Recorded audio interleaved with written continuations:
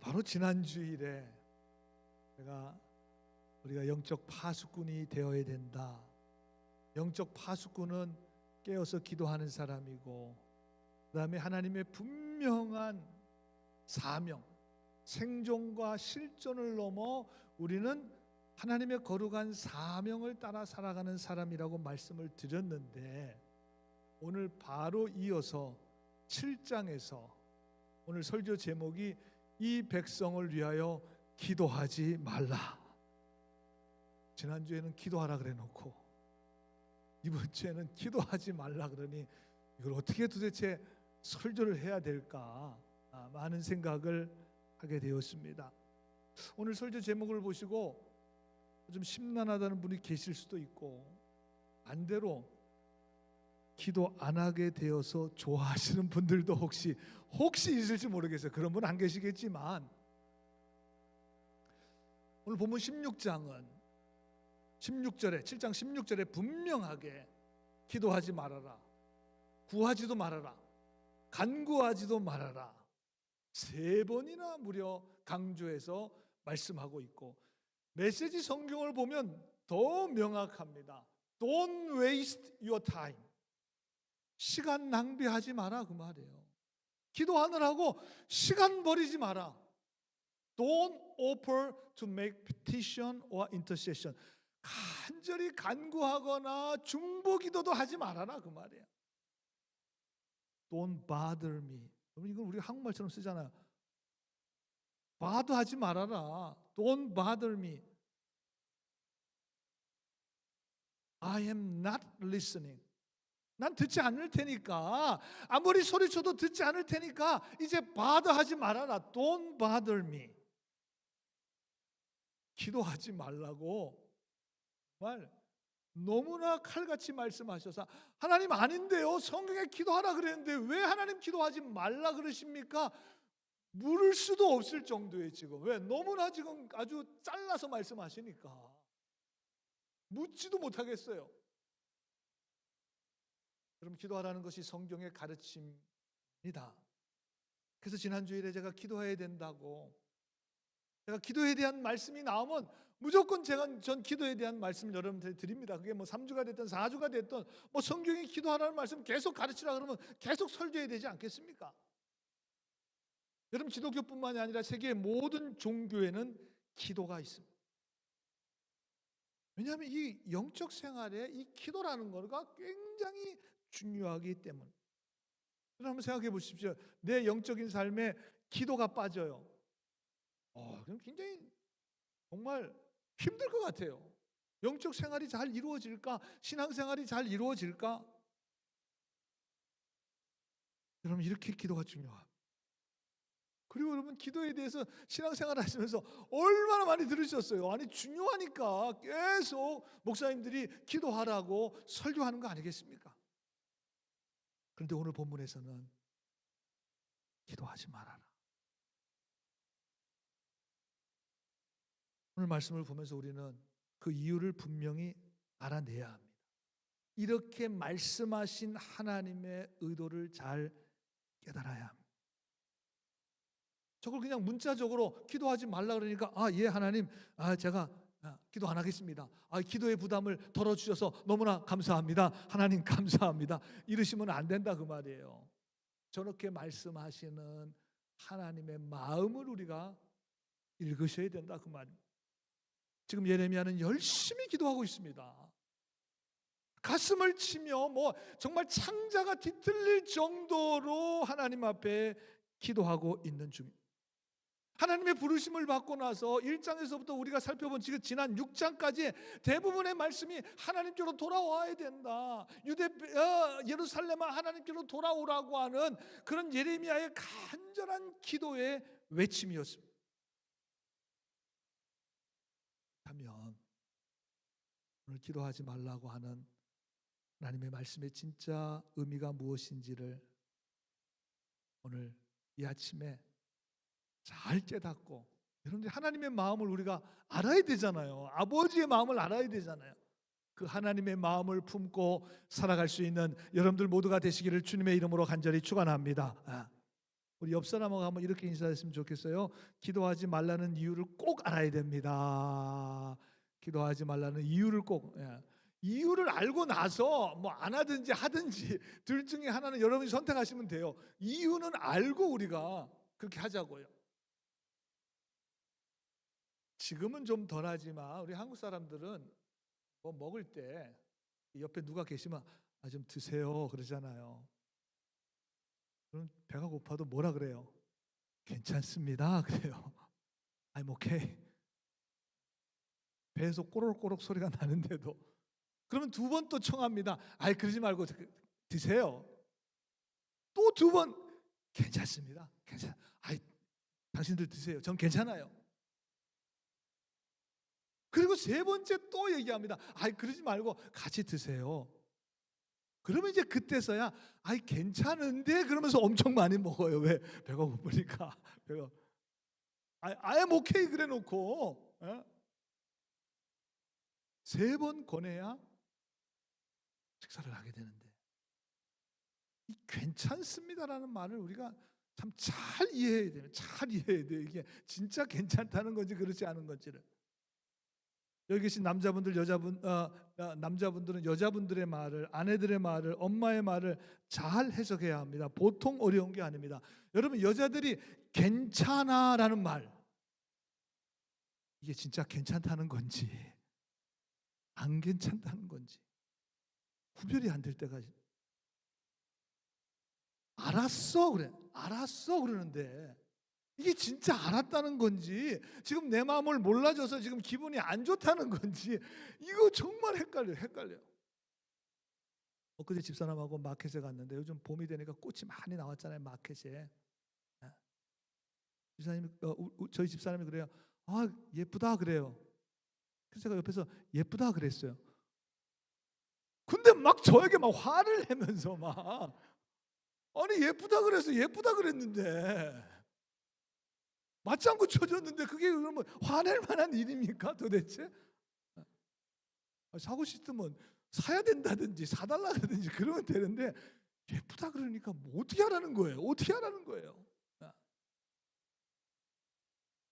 내가 93년부터 같이 살았는데 33년을 같이 살았는데도 아직도 모르겠어요. 이 여자들의 언어를 잘 모르겠어요. 잘 모르겠어요.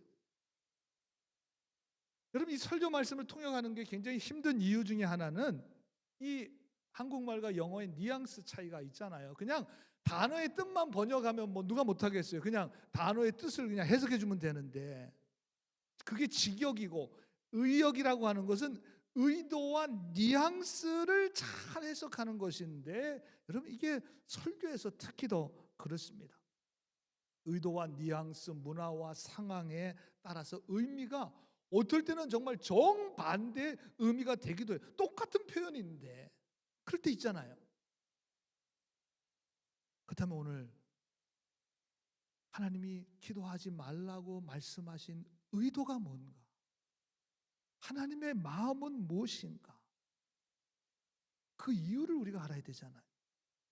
그 이유가 18절에 나옵니다. 본문에. 18절에 뭐라고 나오냐면 자식들은 나무를 줍고 아버지들은 불을 피우며 부녀들은 가루를 반죽하여 하늘의 여왕을 위하여. 하늘의 여왕, the Queen of Heaven, 여신이죠.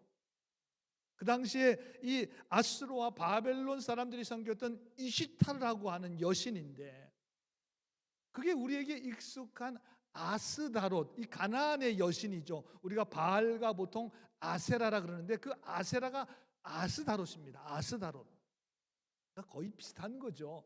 이시타르나 아스다롯이나 당시의 사람들이 섬겼던 여신입니다. 다산과 풍요와 전쟁에서 승리를 가져다 주는 가나안의 여신이었습니다. 이 우상이 다 비슷한 게 한국 사람들에게도 이와 비슷한 아세라라고 하는 같은 여신이 있습니다. 아마 들어보셨을 것이고 한국에서 아마 선교 보신 분도 계실 것입니다. 삼신할매가 있습니다. 삼신할매. 이게 안방에 거주하는 여신이에요. 여신. 아스타롯입니다. 할매는 할머니가 아니에요. 큰어머니라는 뜻입니다. 여러분 옛날에 큰어머니가 모든 그 가문의 일들을 다 했습니다. 다 했습니다. 뭐 제사 드리고 뭐하고 뭐하는 가정의 대소사를 다 큰어머니가 다 관리했어요. 그러니까 이 삼신할매가 큰어머니 격이 되는 거예요. 모든 걸 다 관리하는 거예요. 예? 모든 가정의 일들을, 그 가문의 일들을 관여하고 다 뒤에서 다 움직이는 사람이 바로 이 삼신할매 아스다롯 이시타르 하늘의 여왕인데, 심지어는 우리나라는 애 낳는 것까지도 다 이 삼신할매가 다 점치고 줬습니다. 옛날에 그랬습니다. 실제로 그랬습니다. 우상이 다 거기서 거기에요. 이 중동의 우상이 한국에 다 비슷해요. 비슷합니다. 여러분 18절을 자세히 보시면 자식들은 나무를 줍고 아버지들은 불을 피우고 부녀들은 가죽을 반죽해서 지금 뭐 하고 있는 건가? 그래서 하늘의 여왕을 섬기는, 신들에게 전제를 붙는 것입니다. 우상 숭배하는 거예요, 저게 지금. 여러분 예레미야 당시에 제가 이 1장에서 6장까지 설교하면서 이 시대가 요시야 왕 시대라고 말씀드렸습니다. 여러분 요시야 그러면 굉장히 선한 왕으로 기억돼. 맞아요. 영적 개혁 운동을 일으키고 성전을 수리하다가 율법책을 발견했습니다. 율법책이 어디 있는지 모르겠다는 처박아 뒀는데 성전 수리하다 그걸 발견해서 우리가 하나님의 뜻대로 살지 못했구나, 죄를 뒤집었으며 하나님 앞에 회개하고 기도했던 왕이 바로 요시야 왕이에요. 그래서 열왕기하 23장 25절에 보니까 요시야 왕을 평가하기를, 요시야는 같이 마음을 다하고 뜻을 다하여 힘을 다하여 모세의 모든 율법을 따라 여호와께로 돌이킨 왕은 요시야 전에도 없었고 후에도 그와 같은 자가 없었더라 그랬습니다.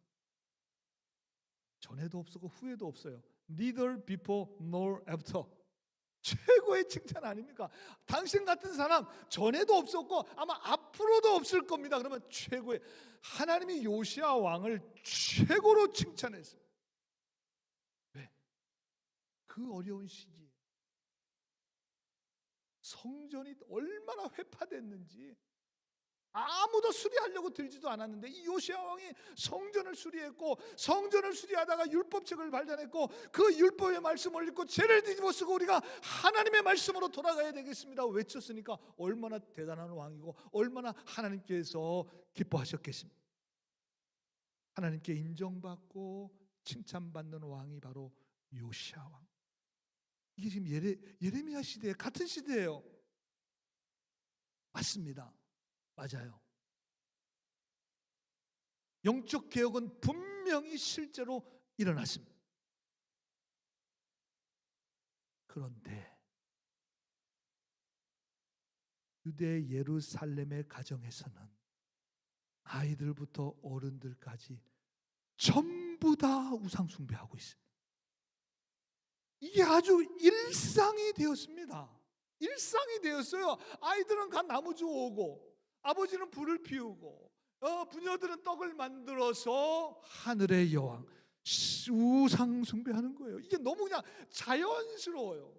자기네들 무슨 밥해 먹은 게 아니라 간식 만들어 먹은 게 아니라 우상 숭배하는데 너무나 자연스럽습니다. 너무나 자연스러워요. 우리나라에서도 보통 제사 드릴 때 꼭 술을 갖다 붓습니다. 이게 다 이방 우상 숭배에서 온 거예요.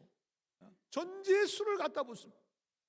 그러니까 온 가족들이 다 우상 숭배하고 있는 거죠. 지금 아이들부터 어른까지 전부 다. 여러분 실제로 영적 개혁 운동이 일어났습니다.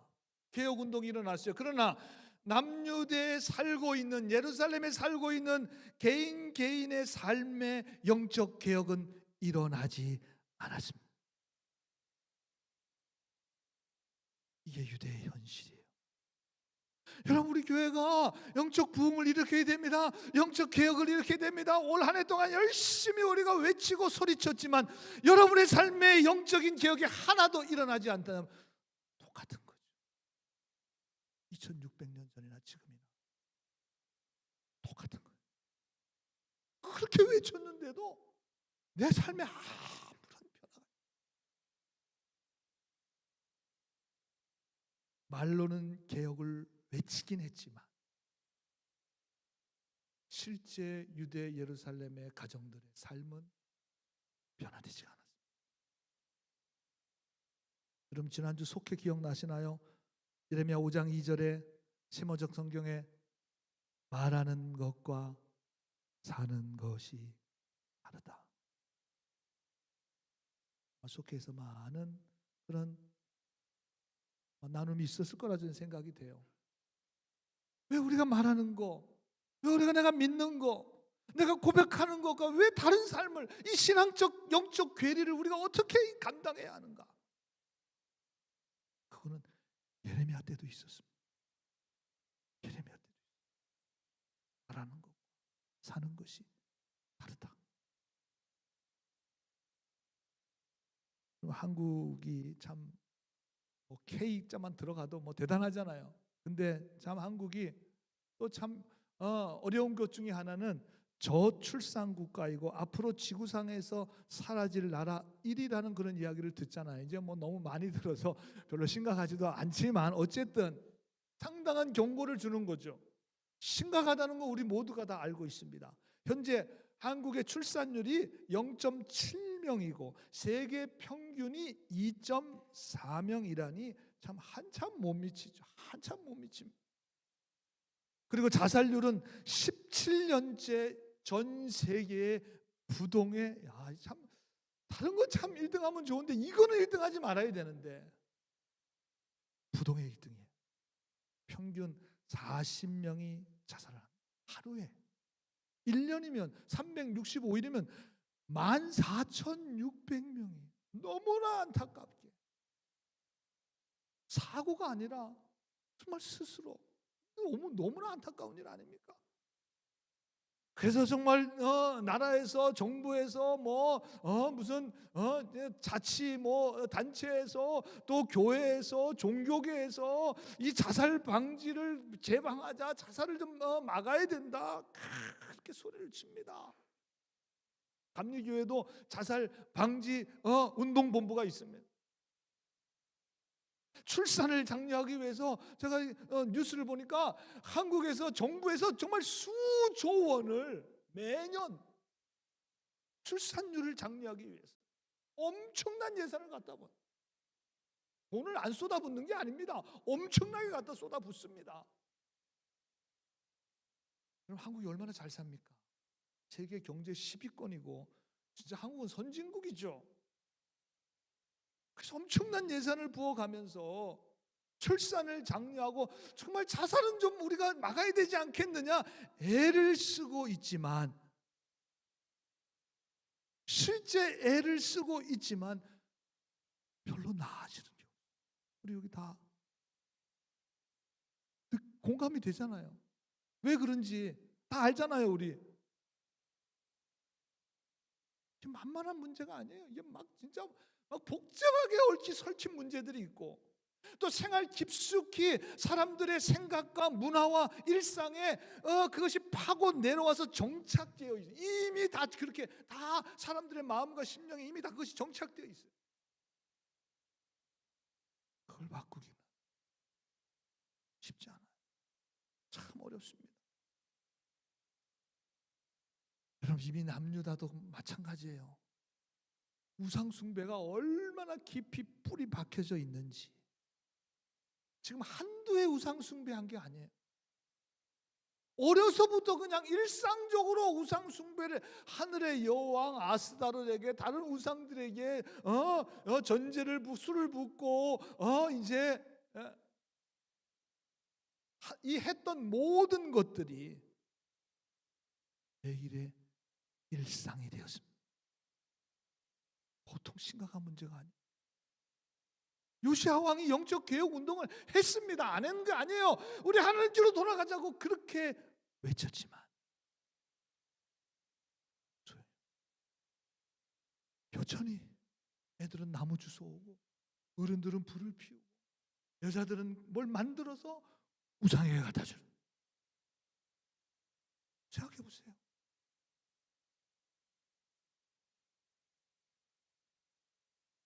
그래서 20절에 우리가 오늘 읽은 마지막 절이죠. 그러므로 그렇기 때문에 주 여호와께서 이같이 하나님 말씀하세요. 뭐라고 말해요? 보라, 나의 진노와 분노를 이곳과 사람과 짐승과 나무와 땅의 소산에 부으리니 불같이 살라지고 꺼지지 않게. 그런 상황. 하나님의 심판의 불이 지금 임할 수밖에 없는 상황이죠. 25절 26절에 가서 보시면 너희 조상들이 애굽 땅에서 나온 날부터 오늘까지, 오늘 바로 오늘까지 내 종 선지자들 너희에게 보내되 끊임없이, 하나님 끊임없이 보냈습니다. 끊임없이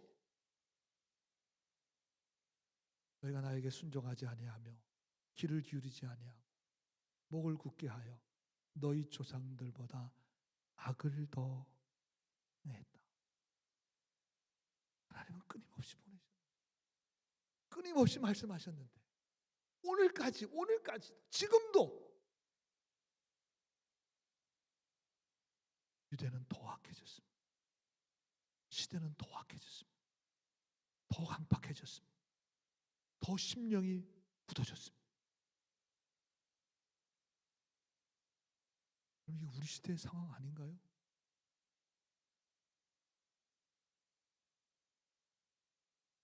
여러분 같으면 어떡하실 거예요? 여러분 같으시면 만약 이런 상황이라면 어떡하실 거예요? 심지어 오늘 읽진 않았지만 여러분 7장 여러분 전체를 다 읽어보셔야 합니다. 7장 32절을 보니까 흰놈의 아들 골짜기에 도벳 사당을 건축하고 그들의 자녀들을 불에 살랐다. 가정에서 성전에서 우상 숭배하는 것도 모자라서 이제는 흰놈의 골짜기 예루살렘 남쪽에 있는 도벳 사당이라는 것을 건축해서, 이 도벳이라는 게 원래 태우는 데입니다. 그래서 쓰레기 태우는 데예요. 쓰레기 태우는데 거기에 쓰레기 태우는데 자녀들을 불에 살라 태워요. 끔찍한 일이 벌어져요. 여러분 열왕기에서 보면 유대 왕 중에 가장 악한 왕이었던 므낫세 왕 때 실제로 이런 일이 있었습니다. 실제로.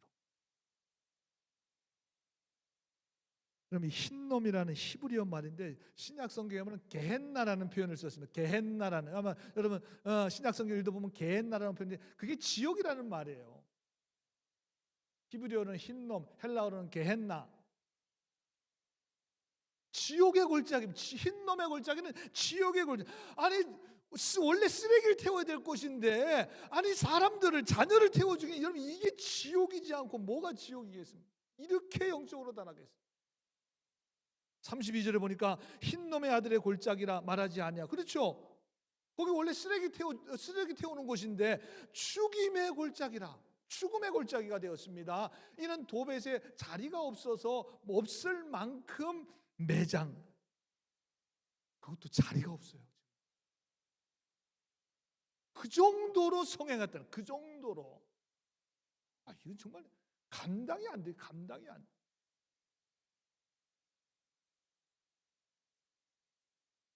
그럼 이런 상황을 바라보시는 하나님의 마음이 어떻게? 절에도 막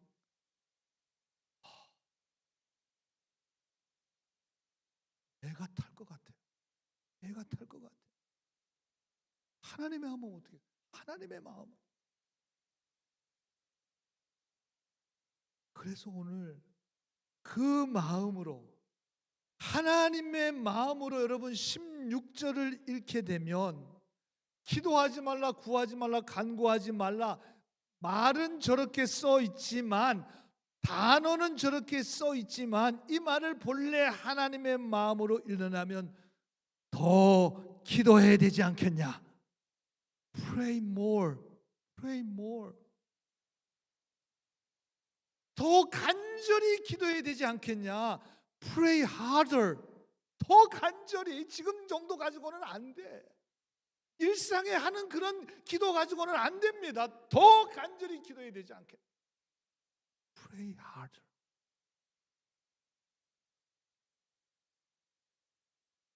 그리고 중단하지 말고 계속해서 기도해야 되지 않겠느냐? Keep praying, keep praying. 그게 하나님의 마음이지 않겠습니까?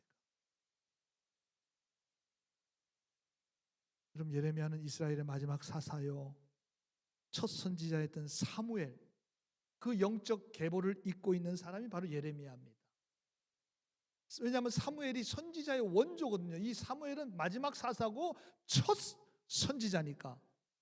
그게 예레미야가 이 원조 선지자인 사무엘을 얼마나 많이 연구했겠습니까? 우리가 작년 사도행전 말씀을 1년 동안, 왜? 교회의 원조니까 우리가 사도행전의 말씀을 1년 동안 우리가 공부하고 말씀을 나눴잖아요. 그런데 예레미야는 이 원조 선지자 사무엘을 몇 년 동안 연구했을 것입니다. 몇 년을 공부했을 것입니다. 우리들보다 훨씬 더 많이 공부했을 것입니다. 그리고 사무엘상 12장 23절 말씀, 지난주에도 말씀드렸지만 내가 너희를 위하여 기도하기 싫은 죄를 범하지 않겠다. 예레미야도 저런 마음이지 않겠어요? 저런 마음이지 않겠습니까? 예레미야도 선지자 사무엘과 같은 마음이었을 것이라고 저는 생각이 됩니다. 표현은 다르지만 너무 강력하게 표현, 너무 간절히 표현한, 사무엘도 그랬고 예레미야도 기도하라를 기도하지 말라, 더 기도해라를 더 기도하지 말아라, 계속 기도하라를 기도하지 말아라. 그렇게 표현한 거 아니겠습니까? 여러분, 그리고 신약의 사도 바울, 이 구약의 선지자의 계보를 잇는 사람입니다. 구약으로 보면 선지자도 사도 바울도 사무엘과 예레미야의 뒤를 이어 그 기도의 영성을 그대로 이어받았습니다. 사도 바울도 율법학자입니다. 굉장한 율법을 연구한 사람이에요. 최고의 공부를 한 사람입니다. 가말리엘의 문화에서 공부한 사람. 기도에 대한 너무나 유명한 말씀, 빌립보서 4장 6절 7절의 말씀, 너무나 좋아하는 말씀이잖아요. 다 같이 한번 읽어볼까요? 시작. 아무것도 염려하지 말고 다만 모든 일에 기도와 간구로 너희 구할 것을 감사함으로 하나님께 아뢰라. 그리하면 모든 지각에 뛰어난 하나님의 평강이 그리스도 예수 안에서 너희 마음과 생각을 지키시리라 그랬습니다. 기도가 즉시 응답되지 않아도 낙심하지 말고 하나님이 너의 마음과 생각을 지키실 거니까 우리는 너무 응답에만 초점 맞추지 말고 그런 말씀 아니겠어요? 하나님 너의 마음과 생각을 지킬 거니까 믿고 하나님께 무슨 문제든지 아무것도 염려하지 말고 하나님께 기도하라고, 그렇게 빌립보서를 통해서 우리에게 말씀해 주고 있는데, 여러분, 이 빌립보라고 하는 지역은 사실 도저히 방법이 보이지 않는 지역이었습니다. 사도 바울이 매맞고 감옥에 갇힌 데가 바로 빌립보였어요. 거기는 유대인의 회당도 없어서 기도할 곳을 찾아다닌 곳입니다. 사도행전 16장 13절에 기도할 곳이 있을까? 기도할 곳도 없어요. 그리고 기도하러 가다가 감옥에 갇히고 매맞고 죽을 뻔한 데가 빌립보입니다. 근데 그곳에 복음의 씨앗이 떨어졌고 빌립보 교회가 세워지는 그런 하나님의 역사가 일어났습니다. 그래서 바울이 그런 염려 걱정하지 말고 하나님이 너의 마음과 생각을 지키시니까 모든 일에 기도해야 된다. 사무엘, 예레미야, 사도 바울, 우리 엄청난 기도에 대한 중요한 메시지를 전해주고 있습니다. 여러분, 기도하지 말라는 이 하나님의 말씀, 오늘 10장 16절의 말씀을 만약에 예레미야가 그냥 문자적으로 읽었다면 예레미야는 7장으로 끝나요. 7장 16절로 끝나야죠. 뭐 더 이상 뒤에 아니 기도하지 말고 구하지도 말고 간구하지 말고 듣지 않겠다는데 뭘 더 기도하겠어요? 그런 7장 16절로 그냥 끝나는 겁니다. 끝나는 거예요. 그럼 우리 교회 올해 표가 33장 갈 수도 없죠. 너는 내게 부르짖어라 또 말씀하시잖아요. 내가 내게 응답하겠고 내가 알지 못하는 크고 은밀한 일을 내게 보여주실 것이다. 기도하라고 하시잖아요. 근데 여러분 예레미야 34장 1절 2절을 읽어보면 예레미야가 아직 시대의 뜰에 지금 갇혀 있습니다. 사실은 예레미야가 나가서 지금 막 하나님 말씀을 전하고 있는 상황이 아니에요. 그때 두 번째 임하니라 이르시되 이를 행하는 여호와 그것을 만들며 성취하시는 여호와 그의 이름을 여호와라는 이가 이와 같이 기도하라고 하시잖아요. 그게 하나님의 마음이잖아요. 하나님의 마음으로 읽었기에 너무나 귀한 말씀이 우리에게 전해지게 되었고